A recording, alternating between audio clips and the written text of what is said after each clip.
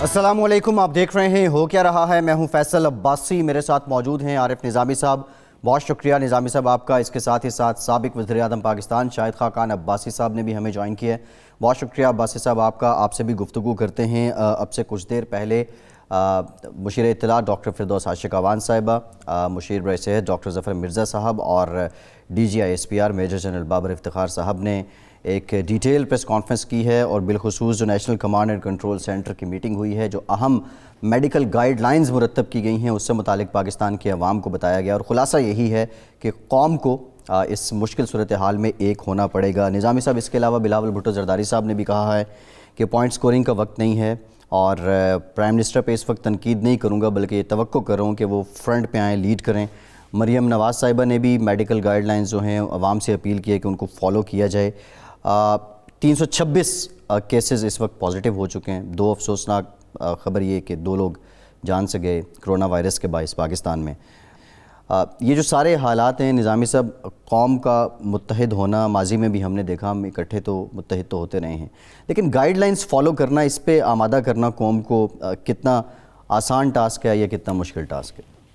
ہاں، لیکن یہ بڑی لیٹ شروع ہوا ہے۔ جی، پہلے تو اس غالباً ادراک ہی نہیں کیا گیا کہ اتنا سنجیدہ مسئلہ ہے، اور اس کو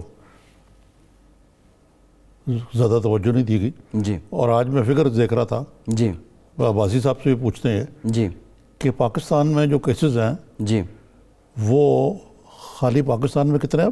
326 پورے ساؤتھ ایشیا میں، جی، جی، جس میں میں مالدیپ بھی شامل کر رہا ہوں اور افغانستان بھی شامل جی، کر جی، رہا ہوں، اس سے کم ہے۔ 271 بنتے ہیں۔ ہاں، جی، عباسی صاحب السلام علیکم۔ جی والسلام۔ یہ بلاول صاحب نے تو کہا ہے کہ پوائنٹ سکورنگ نہیں ہونی چاہیے اور وزیر اعظم کو قائل کرنے کی کوشش کرنی چاہیے، تو کوئی آپ کے پاس ایسا موقع ہے کہ وہ آپ کی بات سنیں اور آپ قائل کر سکیں ان کو؟ دیکھیں، ہم تو جب سے معاملہ شروع ہوا ہے اور پچھلے 10 دن سے، اور خاص طور پر پچھلے جمعے کو ہم نے اسمبلی میں بھی کہا، اس کے بعد پریس کانفرنسز بھی کی ہیں، اور ہم نے یہی کہا ہے کہ آج قوم کو متحد ہونا چاہیے، متحد کرنا چاہیے، اور یہ پولیٹیکل پوائنٹ سکورنگ نہیں ہے، پورے ملک کا مسئلہ ہے، اور ہم حکومت کو ہر قسم کی سپورٹ اس میں کرنے کو تیار ہیں۔ ابھی تک کوئی رابطہ حکومت کا اور اپوزیشن کا ہوا نہیں ہے۔ ہم نے اجلاس بھی ریکویزیشن کر دی ہے تاکہ کم از کم پوری قوم کو بتا سکیں کہ جو پولیٹیکل لیڈرز ہیں وہ اس معاملے میں متحد ہیں، اور حکومت کی رہنمائی بھی کر سکیں کہ اس معاملے کو کیسے ڈیل کیا جا سکتا ہے، کیا خامیاں ہیں، کیسے حالات کو بہتر بنایا جا سکتا ہے۔ تو ہم تو حکومت کے رابطے کا انتظار کر رہے ہیں۔ کوئی باضابطہ آپ نے کوشش کی رابطہ کرنے کی، یا اس طرف سے انتظار ہے آپ کو؟ دیکھیں، ہم نے تو ایک اپنے رائے کا اظہار کر دیا ہے بار بار، اسمبلی کے فلور پر بھی، پریس میں بھی، پریس کانفرنسز میں بھی، ٹی وی چینلز پر بھی۔ تو اب معاملہ تو حکومت نے نپٹنا ہے۔ جی، حکومت ان کے پاس ہے، ڈائریکشن انہوں نے دینی ہے، اپنی اسٹریٹجی بتانی ہے، اور اس میں جو سپورٹ ہم کر سکیں انشاءاللہ ہم کریں گے۔ ہاں، میرا مقصد ہے کہ عباسی صاحب کو کسی بریفنگ میں تو نہیں بلایا گیا نا اپوزیشن کو؟ اگر وہ ہو تو پھر پتہ لگے گورنمنٹ سیریس ہے جی، اپوزیشن کو آن بورڈ لینے کے۔ عباسی صاحب، یہ جو آپ نے اجلاس ریکویزیشن کیا ہے، اس میں پہلے تو میں نے سنا تھا کہ پیپلز پارٹی اور دیگر اپوزیشن جماعتیں جو ہیں وہ نہیں مان رہی، اب کیا آپ سب ایک صفحے پہ ہیں ساری اپوزیشن جماعتیں؟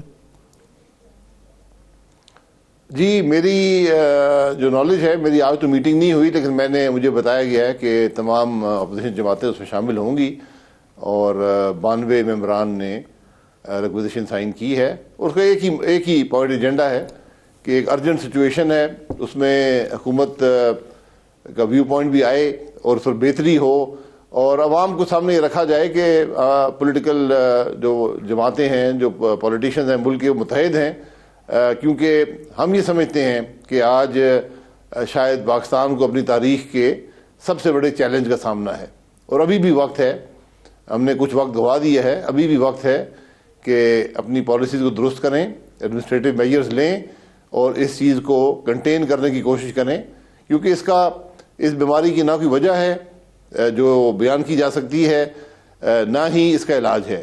اس کو مینیج کیا جاتا ہے, اس کو کنٹین کیا جاتا ہے, یہی اس کا ایک طریقہ ہے. تو اس میں جو خامیاں ہیں ان کو دور کرنے کی ضرورت ہے. جی ٹھیک ہے بھائی صاحب, آپ نے جو ریکوزیشن دی ہے, اجلاس ہوتا ہے, اس کے بعد فردر کیا ہے؟ کیا آپ چاہ رہے ہیں کہ اس مرض کو, اس سارے اس وقت جو مشکل صورتحال ہے اس کو لے کے کوئی پارلیمنٹری کمیٹی بنا دی جائے, یا پھر آؤٹ سائڈ پارلیمنٹ آپ کی جماعت کوئی اے پی سی بلانے پہ بھی غور کر رہی ہے, باقی جماعتیں بشمول پی ٹی آئی سب کو بلایا جائے, کوئی لائحہ عمل نیشنل ایکشن پلان جیسا سامنے آئے؟ جی بالکل, ایک نیشنل ایکشن پلان تو شاید حکومت نے ایک لمبا چوڑا بنایا ہے, لیکن آج ایک پولیٹیکل کنسنسس کی بھی ضرورت ہے. اور اس میں یہ چیز عام طور پر حکومتی جماعت کرتی ہے, جس کی اکثریت ہوتی ہے کہ وہ اے پی سی بنائیں اور پارلیمنٹ کے علاوہ بھی ایک پولیٹیکل کنسنسس ملک میں قائم کریں, تاکہ جو جماعتیں پارلیمنٹ میں نہیں ہیں اور ایک پولیٹیکل پلیٹ فارم ہو جائے جہاں سے ایک یونیفائڈ سٹینڈ اس ایشو کے خلاف لیا جائے. تو وہ ہم دیکھیں گے کہ اگر معاملہ پارلیمنٹ کے اجلاس سے حل نہیں ہوتا تو پھر ایک اے پی سی کی کوشش کریں گے, جس میں اگر حکومت نے نہ بلائی تو ہم پھر اپوزیشن جماعتیں ہی بلائیں گی, لیکن اس میں بڑا رول حکومت کا ہے, تو اس کا ہونا بڑا ضروری ہے. تو مقصد ہے کہ کوئی رابطہ یا کوئی چیز آفیشیل کانٹیکٹ جو ہے وہ حکومت اور اپوزیشن کا نہیں ہے. یعنی آپ دو چیزیں کہہ رہے ہیں, ایک تو پارلیمنٹ کا اجلاس میں اس معاملے پر ڈسکشن ہوگی 1 پوائنٹ ایجنڈا, اور اس کے علاوہ ایک اے پی سی بلائی جائے جس میں کوئی لائحہ عمل تیار کیا جائے مشترکہ. جی اگر پارلیمنٹ میں ہو جاتا ہے, وہاں پر ایک بات چیت شروع ہو جاتی ہے, اور اس معاملے کو مانیٹر کرنے کا, اس کے اثرات کا جائزہ لینے کا, عوام کو اعتماد دینے کا, ان کے معاملات پر ایک ڈیبیٹ کرنے کا, ریسورسز کی الوکیشن ہے, بہت سی رائے بھی آ سکتی ہیں. تو یہ ایک پیچیدہ مسئلہ ہے, اور اس میں ہم یہ سمجھتے ہیں کہ تمام سیاسی جماعتوں کا, سیاسی اکابرین کا ایک اکٹھا اگر اس پر سٹینڈ ہو, ایک اسٹریٹجی ہو, تو وہ زیادہ کامیاب ہوگی.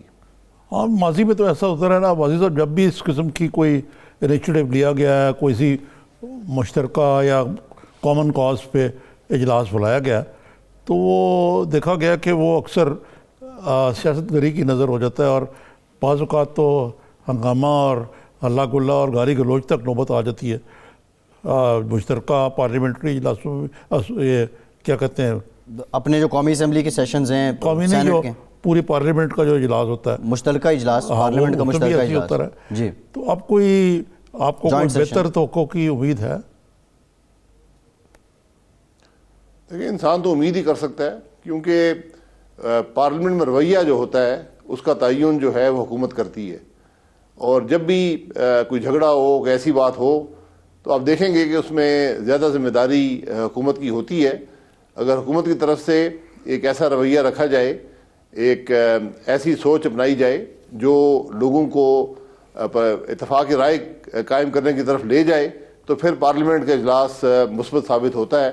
اگر پارلیمنٹ کے اجلاس میں ایک کنفرنٹیشنل ماحول پیدا کر دیا جائے, اور جو اکثر حکومت ہی کرتی ہے, تو پھر معاملہ چلتا نہیں ہے. تو ہمیں توقع ہے کہ اسپیکر صاحب بھی اور حکومتی بینچز جو ہیں وہ اس معاملے کو جو سنجیدگی کی ضرورت ہے اس پر لیں گی, اور ہاؤس جو ہے وہ ایک متفقہ سٹینڈ جو ہے اس ایشو کے خلاف عوام کے سامنے رکھ سکے گا. یعنی معاملے کی نزاکت کے پیش نظر آپ کی, مثلا بلاول صاحب ہے, محترمہ مریم ہے, آپ کی بات ہے بڑا ریزنیبل اور بڑا یعنی کہنا چاہیے کہ یونٹی کا سبق آپ دے رہے ہیں, اور ایکسپیرینس بھی ہے ان لوگوں کا. اچھا یہ بتائیں, اگرچہ بڑا گھسا پٹا سوال ہے, کہ اس شدید کرائسس میں شہباز شریف صاحب کو واپس نہیں بلا رہے آپ؟ دیکھیں, شہباز شریف صاحب ملک میں نہیں ہیں. اپنے آپ سب جانتے ہیں کہ اپنے بھائی کے ساتھ جو زیر علاج ہیں لندن میں ان کے ساتھ ہیں, تو ان کا خلا ہم پر کرتے ہیں. ہماری روز ان سے مشورہ بھی ہوتا ہے, گفتگو بھی ہوتی ہے. وہ اگر یہاں ہوتے یقیناً ایک بہتر بات ہوتی, لیکن میرا خیال ہے ان کی ذاتی مصروفیات جو ہیں ہمیں اس کا بھی خیال کرنا چاہیے. تو جو ان کی کمی ہے ان کی جماعت کے جو کابرین ہیں پورا کرتے ہیں، اور کوئی خلا ہوئی تو انشاءاللہ آ جائیں گے۔ مسئلہ ایک یونیفائڈ سٹینڈ کا ہوتا ہے، انہوں نے ہمیں ڈائریکشنز دے دی ہیں کہ ہمارا کیا سٹینڈ ہونا چاہیے، کیا ہم نے باتیں کرنی ہیں، خود بھی وہ گفتگو کر لیتے ہیں ٹی وی کے ذریعے، تو کوئی ایسی کمی نہیں ہے جو میں سمجھتا ہوں اس معاملے میں کم از کم پر نہ ہو سکے۔ اور یہاں تو ایک یونیفائڈ سٹینڈ بنانے کی بات ہے، یہاں تو کوئی دو رائے نہیں ہے اس معاملے میں۔ اگر ایک سے زیادہ رائے ہوتی تو یقیناً اس میں ایک زیادہ بڑا رول بنتا ہے لیڈر دی اپوزیشن کا، لیکن یہاں تو ملک کا معاملہ ہے، ملک کے ایک ایسے مسئلے کا معاملہ ہے جس پر کوئی نہ حکومت میں اور نہ اپوزیشن میں کوئی نا اتفاقی نہیں ہے۔ ایک یونیفائڈ ایک جوائنٹ قسم کی اسٹریٹجی یہاں ڈیولپ کرنے کی ضرورت ہے۔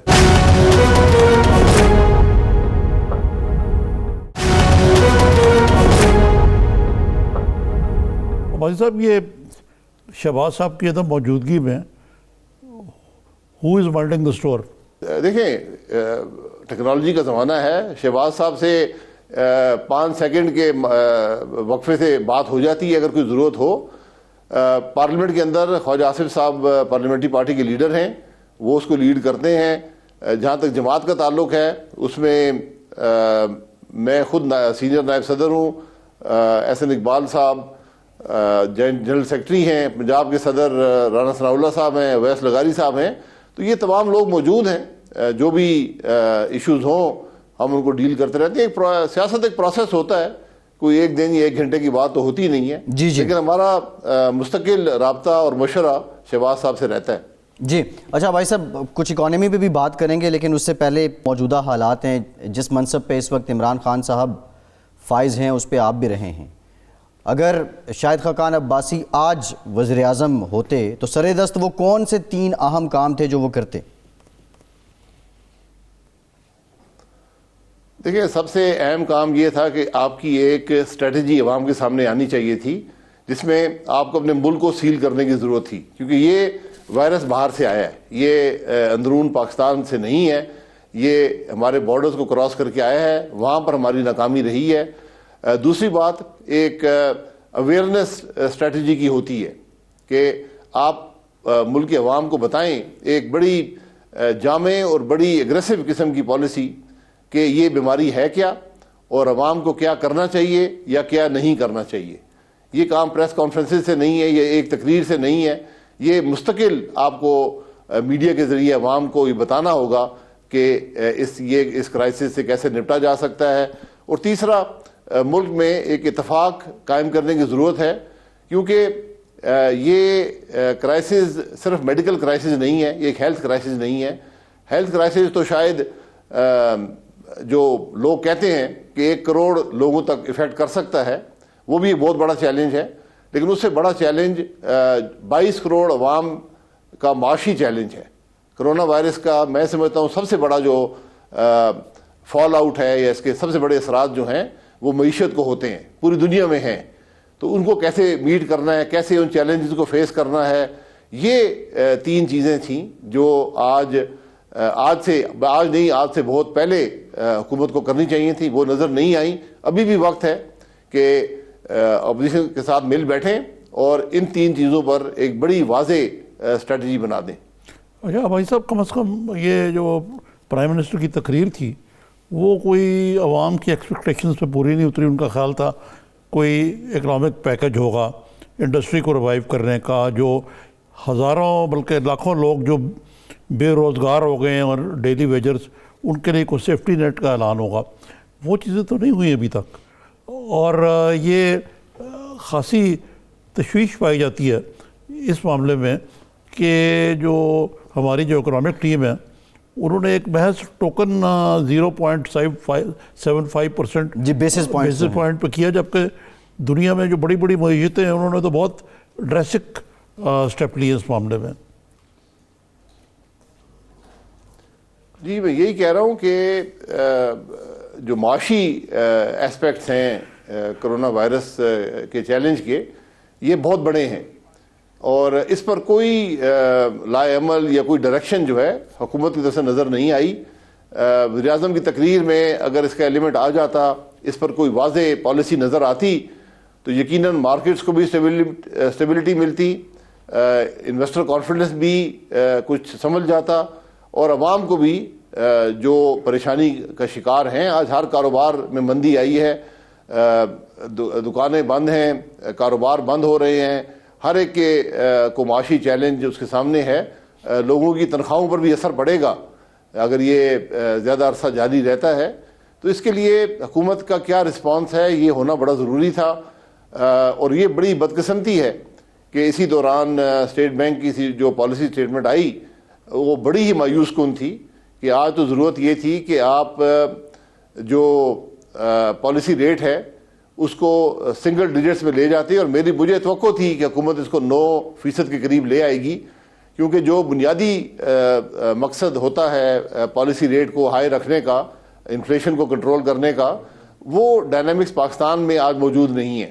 آج ویسے ہی آپ کا انفلیشن ریٹ جو ہے وہ ریڈیوس ہو جائے گا, کیونکہ انرجی کی قیمت کم ہو گئی ہے, اور حکومت جو ہے انرجی کی جو سیونگز ہے اپنی بجٹری جو نمبرز ہیں ان کو پروٹیکٹ کرتے ہوئے اگر یہ سیونگز پاس آن کر دے عوام کو تو جو ریلیف ملے گا وہ انفلیشن کو میرا خیال ہے کہ 10% سے نیچے لے آئے گا, اور وہ ریلیف تو ویسے ہی مل جائے گی. لیکن جو آپ اگر پالیسی ریٹ ریڈیوس کر دیتے, اس کا سب سے بڑا بینیفٹ جو تھا وہ بھی حکومت کو ملتا کہ آپ کی جو ڈیٹ سروسنگ ہے اس کے اندر 300 سے 400 ارب کی کمی آ جاتی, اور وہ آپ پاس آن کر سکتے تھے عوام کو مختلف صورتوں میں, آپ بیس کو بڑھا سکتے تھے, آپ کو ایک فزیکل سپیس مل جاتی جو آپ استعمال کرتے.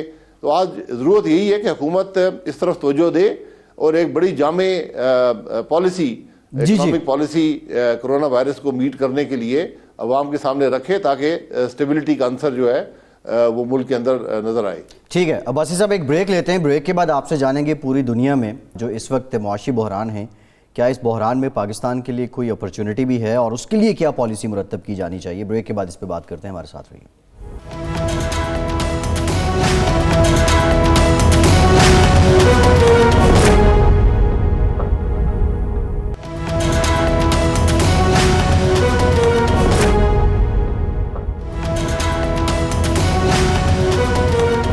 بریک کے بعد ایک بار پھر سے آپ کو خوش آمدید کہیں گے. شاہد خاقان عباسی صاحب بھی ہمارے ساتھ موجود ہیں. نظامی صاحب, یہ جو اس وقت موجودہ حالات ہیں اس پہ اگر دیکھیں, ایک تو ہمیں نظر آتا ہے کہ ہیلتھ کا مسئلہ ہے, دوسری جانب پاکستان کی اکانومی اور تیسری جانب انٹرنیشنل اکانومی ہے, درمیانی راستہ پاکستان کے عوام کی بہتری کے لیے. جی عباسی صاحب, یہ تاثر دیا جا رہا ہے. آج فردوس شیخوان کہہ رہی تھی کہ ہماری اکانومی بڑی چل پڑی تھی, ریوائیو ہو گئی تھی, اب پھر خراب ہو گئی ہے.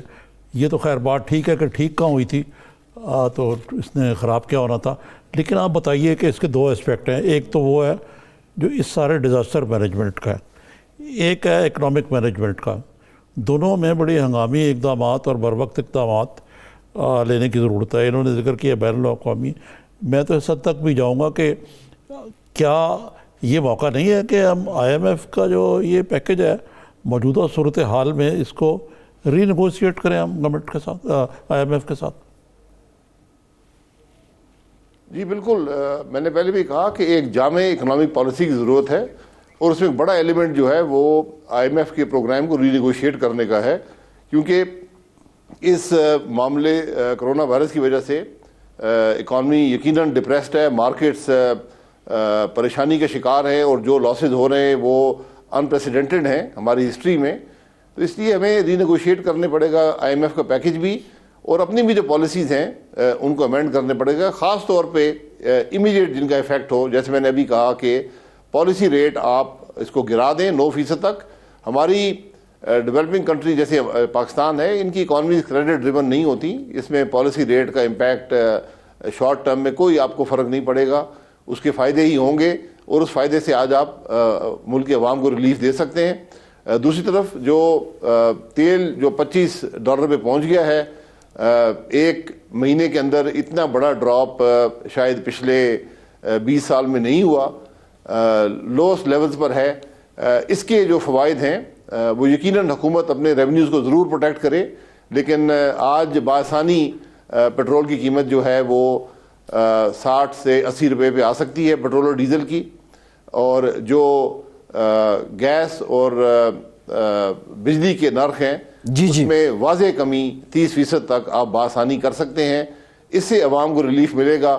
اور جو کیونکہ ہم تو ڈائریکٹ سبسڈی یا ڈائریکٹ کیش تو عوام کو نہیں دے سکتے, ایک ٹارگیٹڈ سبسڈی ضرور ہے BISP کی صورت میں, لیکن ڈائریکٹ آپ کیش ہر شخص کو پاکستان میں نہیں دے سکتے. کچھ ممالک یہ کام کر رہے ہیں اور وہاں انڈسٹری کو بھی سپورٹ کر رہے ہیں, وہاں کاروبار کو بھی سپورٹ کر رہے ہیں. ہمارے لیے ممکن نہیں ہے, لیکن کم از کم جو اقدامات ممکن ہیں ان کی تو ایک واضح اسٹریٹجی بنائی جائے.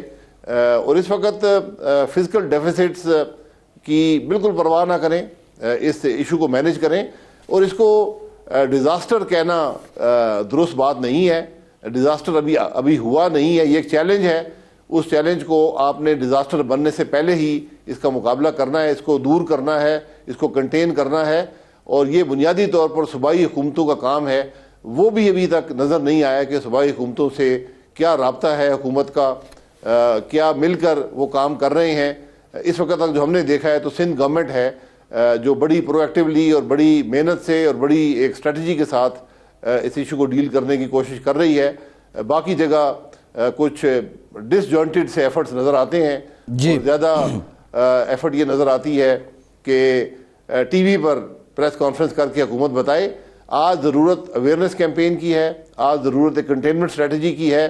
اور اس ایشو کو ایسکلیٹ کرنے کا انتظار نہ کریں. یہ بیماری بڑی ایکسپونینشلی گرو کرتی ہے, تو اس کا انتظار مت کریں کہ یہ گرو کرے گی پھر ہم کچھ کریں گے. اس سے پہلے ہی تیاری کر لیں اور اس کے لیے ریسورسز جو ہیں مہیا کر دیں. بھائی صاحب ہم پہلے بھی انتظار ہی کرتے رہے اور یہ نوبت یہاں تک پہنچ گئی ہے. لیکن جیسے آپ نے درست فرمایا کہ یہ اس میں کچھ تھوڑی سی ونڈو آف اپرچونٹی ہے. مثلا تیل کی قیمت نیچے آئی ہے اتنی, وہ اگر آپ پاس آن کریں گے اپنے ٹیکسز کو محفوظ کرتے ہوئے, جو آپ نے 20 روپے کی پر لیٹر کا غالباً آپ نے کہا, یہ بڑی سبسٹینشیل کمی ہوگی جس سے اسٹیمولس ملے گا اور قیمتیں نیچے آئیں گی, انٹرسٹ ریٹ نیچے آئیں گے. اس سے کوئی انڈسٹری کو بھی انکریجمنٹ ہوگی, کیونکہ ایک طرف تو پرابلم یہ ہے کہ ایکسپورٹس تو آپ کی بالکل ہی بیٹھ گئی. اس کے بعد تو کم از کم لوکل انڈسٹری کو تو ریوائیو کرنے کی کوئی موقع ہوگا. لیکن پرائم منسٹر نے آج کو اندیا تو دیا, لیکن کوئی جیسے آپ نے کہا کوئی مربوط حکمت عملی جو ہے ابھی تک سامنے نہیں آ رہی. سچی بات ہے. نہیں, یہی تو مشکل ہے کہ حکومت کا کوئی ڈائریکشن نظر نہیں آ رہا. میں نے پہلے کہا کہ ڈائریکٹ کیش سبسڈی حکومت کے لیے دینا تقریباً پاکستان میں ناممکن ہے کہ آپ کیسے اس کو ٹارگٹ کریں گے, کس کو دیں گے, کون سے سیکٹر کو دیں گے. تو یہی طریقہ ہے کہ کوئی 35 سے 40 روپے ٹیکس ہوتا ہے پر لیٹر پیٹرول اور ڈیزل پر, اس کو پروٹیکٹ کریں. اس میں پیٹرول ڈیزل کی جو قیمت خرید ہے اس کو ایڈ کریں. یہ تقریباً میرا خیال ہے 70 سے 80 روپے, 60 سے 80 روپے اس کے بیچ میں یہ رقم آئے گی. اس سے عوام کو ریلیف ملے گا. اسی طرح بجلی اور گیس کے ریٹ گر جائیں گے خود بخود, وہ بھی عوام کو پاس آن کر دیں. تو یہ ریلیف ہر ہاؤس ہولڈ میں میں سمجھتا ہوں یہ 3 سے 10 ہزار روپے تک یہ ریلیف چلا جائے گا. اس سے یقیناً عوام کو کچھ نہ کچھ ان کی مشکلات میں کمی آئے گی. اندیا دینے سے بات نہیں بنے گی. اس وقت تک حکومت کو ایک بڑی کلیئر اسٹریٹجی ڈیولپ کر لینی چاہیے تھی اور عوام کے سامنے رکھ دینی چاہیے تھی, تاکہ یہ جو انسٹیبلٹی ہے مارکیٹس کے اندر یہ ختم ہو اور لوگ جو ایکسپیکٹیشنز حکومت سے لگائے بیٹھے ہیں کم از کم ان کی جو ساخت ہے وہ واضح طور پر نظر آئے. کہ آپ نے بات کی سیفٹی نیٹ کی, BISP کا جو پروگرام جس کو اب یہ احساس پروگرام کہتے ہیں, یہ ثانیہ نشتر جو ہیں وہ اس کی فورنزک آڈٹ میں لگی ہوئی ہیں کہ یہ کتنے لوگوں نے اس کو مس یوز کیا, یہ کیا, وہ کیا. پتہ نہیں شاید 270 ارب ہے اتنے کا پروگرام ہے, وہ 200 ارب کے قریب کا پروگرام ہے, 200 سے اوپر کا ہے جی, اور صرف 27 ارب ڈسپرس ہوا ہے. تو یہی تو موقع ہے کہ آپ آڈٹ کرتے رہیں, ساتھ ساتھ دیکھتے رہیں کہ بھئی جن لوگوں کو ڈیزرو نہیں کرتے ملا. لیکن یہ سارا پروگرام ہی آپ نے اس کو ایک قسم کا موخر یا معطل کیا ہوا ہے. جی بالکل. یہ اگر آپ جو بسپ ہے اسپیشلی اس کو اگر ڈبل کر دیں اگلے 3 مہینے کے لیے, اس کا بھی ایک امپیکٹ مارکیٹ میں آئے گا. ساتھ ساتھ میرا ذاتی خیال یہ ہے کہ آج حکومت اگر لارج سکیل پر انفراسٹرکچر کے پروگرام لانچ کر دے جس کا پاکستان کو ایک مستقل فائدہ بھی ہوگا اور ایک اکانومی کو بھی اسٹیمولس ملے گا، وہ ایک بڑا ایک طریقہ ہے کہ تیزی سے آپ اکنامک چیلنجز کا مقابلہ کر سکتے ہیں، بزنس کو اسٹیمولس دے سکتے ہیں اور اس سے مارکیٹس کو بھی اعتماد ملے گا۔ تو بہت سے اقدامات ہیں۔ میں پھر یہ کہوں گا یہ باتیں اسمبلی کے اندر اپوزیشن کو بھی سنیں، اپنی بات بھی کریں اور ایک جامع اسٹریٹجی اس پر بنا لی جائے، تو یہی ایک طریقہ ہے اس معاملے سے نپٹنے کا۔ اچھا عباسی صاحب، ابھی نظامی صاحب بھی بات کر رہے تھے آئی ایم ایف کی اور آئی ایم ایف سے ری نیگوشیٹ کرنے کی۔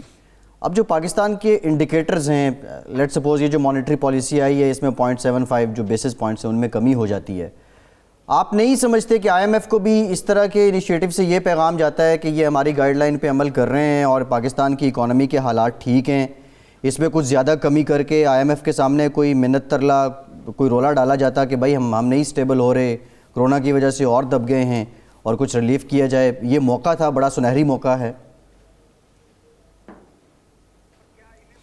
دیکھیں آئی ایم ایف کو خوش کرنا اپنی جگہ پر ہے، آئی ایم ایف کے ٹارگٹس میٹ کرنا بھی اپنی جگہ پر ہے، لیکن آج ایک ایکسٹراڈنری سچویشن ملک میں ڈیولپ ہو گئی ہے اور آپ کے پاس جو چیلنجز ہیں وہ آئی ایم ایف کی جو اوریجنل پیرامیٹرز تھے اس کے اندر رہ کر پورے نہیں ہو سکتے، آپ کو ری نیگوشیٹ کرنا پڑے گا۔ یہ 0.75% کی جو ریڈکشن ہے یہ تکلف نہ ہی کیا جاتا تو بہتر تھا، اس سے کوئی امپیکٹ نہیں آئے گا۔ تو جس چیز کا کوئی مقصد نہ ہو، جو بغیر مقصد کے ہو، وہ اکانومی کو فائدہ نہیں پہنچائے گی۔ کم از کم 4% کی ریڈکشن آج ضروری ہے، اس سے لوگوں کو ریلیف بھی ملے گی، حکومت کو بھی ایک فزیکل ریلیف ملے گی جو وہ استعمال کر سکتی ہے مزید اس چیلنج کو مقابلہ کرنے کے لیے۔ تو آج کم از کم بیٹھ کر یہی فیصلہ کر لیں کہ ہم کس طرح آئی ایم ایف سے ڈیل کریں گے، آئی ایم ایف کو بتائیں گے، کیونکہ جب جو رولز آف دا گیم ہے وہی چینج ہو گئے، جب دنیا کی اکانومی ہی بدل گئی ہے، آپ کی اکانومی بدل گئی ہے، تو جو آئی ایم ایف کا پروگرام ایک مستقل صورت کے لیے بنایا گیا تھا وہ آج ممکن نہیں ہے۔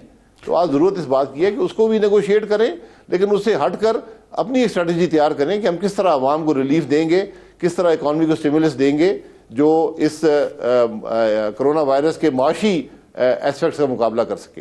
اچھا عباسی صاحب، یہ تو ٹھیک ہے آپ کی بات ساری کہ یہ ہونا چاہیے، لیکن اب مثلاً آپ نے آئی ایم ایف کی بات کی بڑی درست کہ اگر other thing remaining the same یہ ڈیزاسٹر نہ بھی آتا تو جو ریونیو ٹارگٹس ہیں یا جو فسکل ڈیفیسٹ کے جو ٹارگٹس ہیں یہ تو ہم کسی صورت پورے نہیں کر سکتے آئی ایم ایف کے۔ جی نہیں کر سکتے، آپ نے 5555 سے شروع کیا، پھر 5250 پہ آگے، اب ایکسپیکٹیشن یہ تھی کہ 4700 کے قریب کلیکٹ کریں گے۔ میرا خیال ہے کرونا وائرس کو مزید افیکٹ کرے گا اور شاید یہ بات جو ہے وہ 4500-4600 پہ آ کے رک جائے، جو کہ ریئل ٹرمز میں ایک نیگیٹو گروتھ ہے، اور یہ شاید پاکستان کی تاریخ کی پہلا موقع ہوگا کہ ہم نیگیٹو گروتھ ریونیوز میں اچیو کریں گے، جو کہ ان اٹ سیلف ایک بہت بڑا چیلنج ہے۔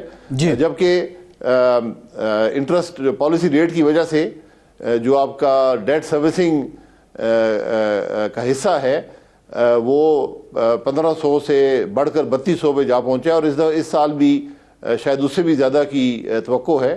تو یہ آپس میں جو انٹر لنکیجز ہیں سارے معاملے کی وہ بڑی سیریس ہیں، تو اس کو حکومت کیسے میٹ کرے گی، کیا چیلنج کا مقابلہ کیسے ہوگا، یہ عوام کے سامنے رکھنے کی ضرورت ہے۔ آج قطعاً کوئی ڈائریکشن نظر نہیں آتی، کوئی ویزیبلٹی نہیں ہے۔ یہ جو لوگ آ کر آج پریس کانفرنسیں کرتے ہیں، ان کا کام پریس کانفرنسز کرنا نہیں ہے۔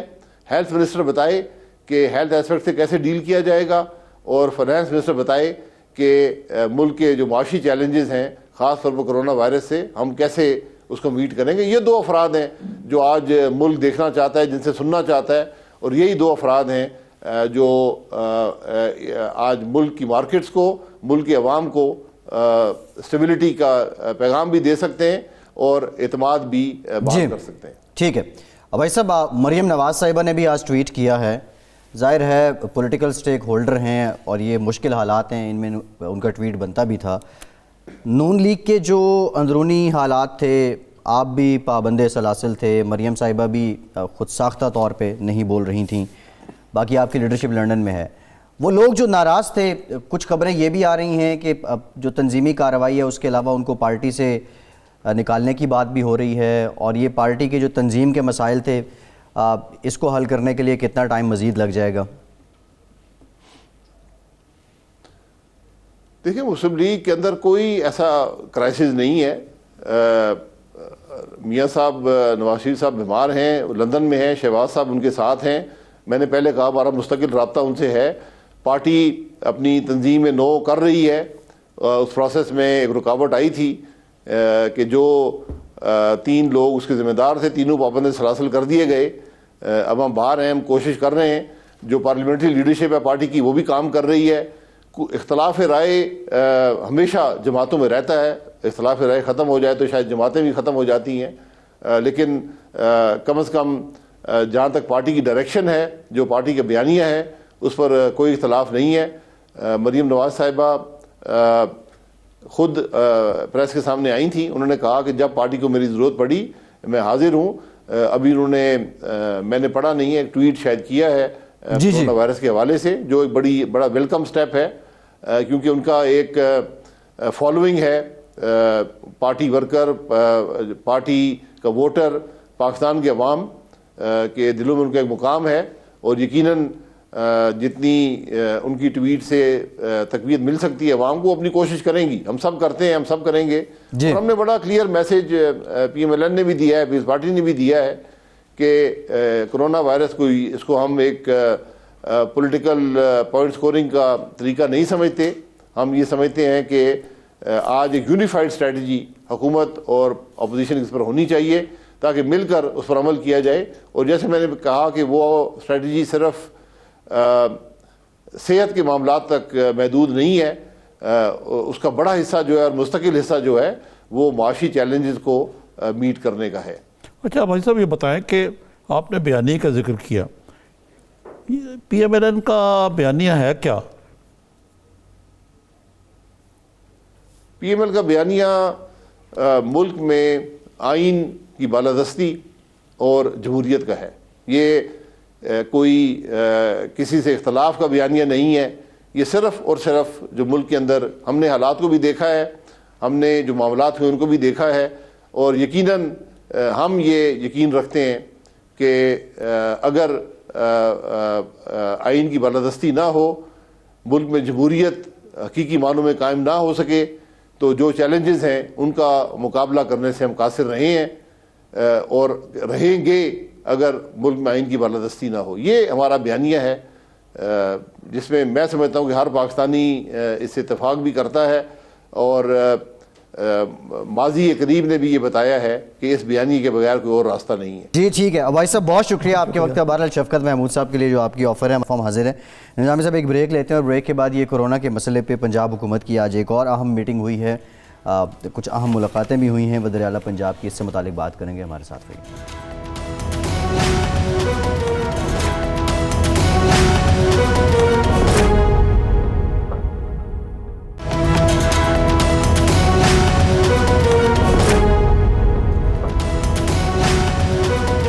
بریک کے بعد ایک بار پھر سے آپ کو خوش آمدید کہیں گے۔ نظامی صاحب، اسلام آباد میں بھی بہت کچھ ہو رہا ہے، بہت سے اقدامات، بہت سی گائیڈ لائنز طے کی جا رہی ہیں۔ پنجاب میں بھی بالخصوص عثمان بزدار صاحب بھی خاصے ایکٹیو ہیں۔ قوم کے متحد ہونے کی بات ہو رہی ہے، اس میں آپ کا، میرا، میڈیا کا، اخبار کا بڑا کردار ہے۔ آج ایک انگریزی اخبار نے ایک ان کا پیس میں پڑھ رہا تھا، اس پہ نظامی صاحب بڑی عجیب و غریب قسم کی بات لکھی تھی، اور خیر آپ ملاقات بھی کر کے آئے ہیں۔ وہ لکھا یہ تھا کہ بریفنگ کے دوران بزدار صاحب نے پوچھا کہ یہ کرونا کاٹتا کیسے ہے۔ یہ 2 ہفتے پہلے ایک بریفنگ ہوئی تھی، جی اس میں موجود تھا۔ جی کوئی ایسی بات میرے سامنے تو نہیں ہوئی۔ جی 2 ہفتے پہلے بھی ہوئی تھی تھرسڈے کو، اور آج بھی ہوئی ہے۔ آج انہوں نے مجھے ایک ایک کر کے کچھ صحافیوں کو بلا رہے تو مجھے بلایا ہوا تھا جی، تو میں نے نوٹ کیا 2 ہفتے والا بڑا ذرا ریلیکس ماحول تھا۔ آج تو آپ کو سب سے پہلے تو آپ کے ریسیپشن پہ ہاتھ دھونے پڑتے ہیں آپ کو، جی جی، سینیٹائز۔